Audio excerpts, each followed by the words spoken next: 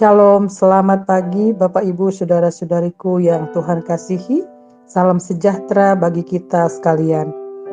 Sebelum kita melaksanakan seluruh aktivitas kita pagi hari ini, marilah kita terlebih dahulu menerima sapaan firman Tuhan sehingga menjadi kekuatan bagi kita untuk menjalani hari ini. Sebelumnya, marilah kita berdoa terlebih dahulu. Bapa kami dalam surga, terima kasih Tuhan buat pagi hari ini atas anugerah dan kasih setiamu di pagi hari ini bagi kami. Tuhan, sebelum kami menjalani hari ini, kami datang kepadamu membawa seluruh kehidupan kami, supaya Tuhan berkenan memberkatinya, sehingga hidup kami sepanjang hari ini menjadi berkat bagi banyak orang. Terima kasih Tuhan, kami menyambut firman-Mu dalam nama Tuhan Yesus Kristus. Amin. Bapak Ibu, saudara-saudariku yang Tuhan kasihi, pagi hari ini saya mau mengajak kita membaca dan merenungkan firman Tuhan dari Amsal pasal 12 ayat yang kedua. Orang baik dikenan Tuhan, tetapi si penipu dihukumnya. Dan saya memberi judul renungan bagi kita pagi hari ini, menjadi orang baik yang berkenan di hati Tuhan.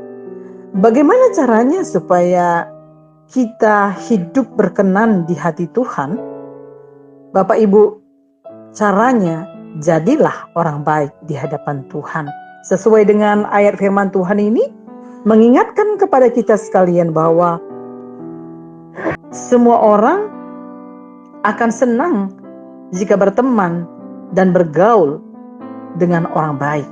Dan firman Tuhan berkata, orang baik itu dikenan oleh Tuhan. Karena itu, marilah kita menjadi orang baik di hadapan Tuhan dan sesama kita. Dan pada saat ini saya ingin membagikan 3 ciri orang baik yang berkenan di hati Tuhan. Yang pertama, Bapak Ibu, bahwa ciri orang baik yang berkenan di hati Tuhan adalah selalu mengucap syukur kepada Tuhan dalam segala hal. Di dalam 1 Tesalonika 5 ayat 18 mengingatkan, mengucap syukurlah dalam segala hal, sebab itulah yang dikehendaki Allah di dalam Kristus Yesus bagi kamu. Salah satu kehendak Tuhan dalam hidup orang percaya adalah selalu mengucap syukur. Bapak Ibu, mengapa? Karena Tuhan itu baik.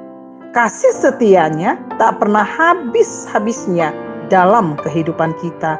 Di dalam Ratapan 3 ayat 22 sampai 23 mengatakan, tak berkesudahan kasih setia Tuhan, tak habis-habisnya rahmatnya, selalu baru tiap pagi, besar kesetiaanmu. Saat kita menyadari kasih setia dan rahmat Tuhan yang tak pernah habis dalam hidup kita, selalu baru setiap pagi, maka dari hati kita senantiasa keluar ucapan syukur dan kerinduan kita untuk selalu memuliakan nama Tuhan dengan berbuat baik kepada orang lain, yang merupakan juga aplikasi dari atau pengamalan dalam iman percaya kita kepada Tuhan Yesus. Bapak Ibu, ciri orang baik yang kedua adalah menjadi garam dan terang dunia. Dalam Matius 5 ayat 13 sampai 16 berkata, kamu adalah garam dunia. Jika garam itu menjadi tawar, dengan apakah ia diasinkan? Tidak ada lagi gunanya selain dibuang dan diinjak orang. Kamu adalah terang dunia. Kota yang terletak di atas gunung tidak mungkin tersembunyi. Lagi pula, orang tidak menyalakan pelita lalu meletakkannya di bawah gantang, melainkan di atas kaki dian, sehingga menerangi semua orang di dalam rumah itu. Demikianlah hendaknya terangmu bercahaya di depan orang, supaya mereka melihat perbuatanmu yang baik dan memuliakan Bapamu yang di sorga.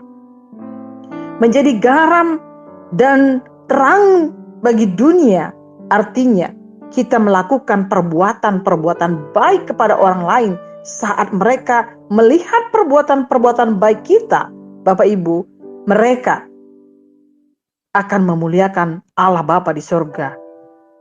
Untuk itu dalam Ibrani juga mengingatkan kita, Ibrani pasal 13 ayat 16. Dan janganlah kamu lupa berbuat baik dan memberi bantuan, sebab korban-korban yang demikian yang berkenan kepada Allah. Bahkan di dalam Galatia 6 ayat 9 dan 10 mengatakan, janganlah kita jemu-jemu berbuat baik, karena apabila sudah datang waktunya, kita akan menuai jika kita tidak menjadi lemah. Karena itu, selama masih ada kesempatan bagi kita, Bapak Ibu, marilah kita berbuat baik kepada semua orang, tetapi terutama kepada kawan-kawan kita seiman.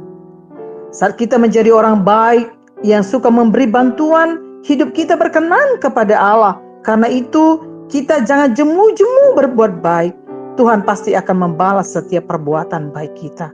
Jika kita tidak menjadi lemah, artinya kita harus tetap setia. Sampai kapan? Sampai pada akhirnya. Jadi selama masih ada kesempatan bagi kita, atau selama kita masih diberi umur, marilah kita semangat berbuat baik kepada semua orang. Tetapi terutama firman Tuhan katakan, kepada kawan-kawan kita seiman. Haleluya. Dan ciri orang baik yang ketiga, Bapak Ibu, rindu menjadi serupa dengan Tuhan Yesus, yaitu hidup penuh kebaikan. Dalam Roma 8 ayat 29, sebab semua orang yang dipilihnya dari semula, mereka juga ditentukannya dari semula untuk menjadi serupa dengan gambaran anaknya, supaya anaknya itu menjadi yang sulung di antara banyak saudara. Kita orang-orang yang percaya kepada Tuhan Yesus adalah orang-orang pilihan Allah yang ditentukan dengan maksud khusus, yaitu menjadi serupa dengan gambaran anaknya, Yesus Kristus Tuhan kita. Roma 12 ayat 2 mengingatkan kepada kita, janganlah kamu menjadi serupa dengan dunia ini, tetapi berubahlah oleh pembaharuan budimu, sehingga kamu dapat membedakan manakah kehendak Allah, apa yang baik dan yang berkenan kepada Allah dan yang sempurna. Kita tidak boleh menjadi serupa dengan dunia ini. Budi atau perilaku kita yang termasuk di dalamnya, pikiran kita adalah hal yang harus dibaharui dengan bertobat, supaya kita menjadi orang baik seperti Tuhan Yesus. 1 Yohanes 2 ayat 6, barang siapa mengatakan bahwa ia ada di dalam Dia, ia wajib hidup sama seperti Kristus hidup. Akhirnya Bapak Ibu, marilah kita sebagai orang percaya kepada Tuhan Yesus, kita wajib hidup sama seperti Kristus telah hidup, yang dipenuhi dengan kasih dan perbuatan baik.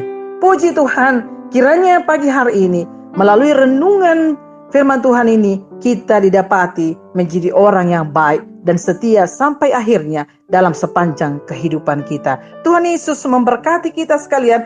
Jadilah berkat bagi sesama, sehingga nama Tuhan terus dipermuliakan.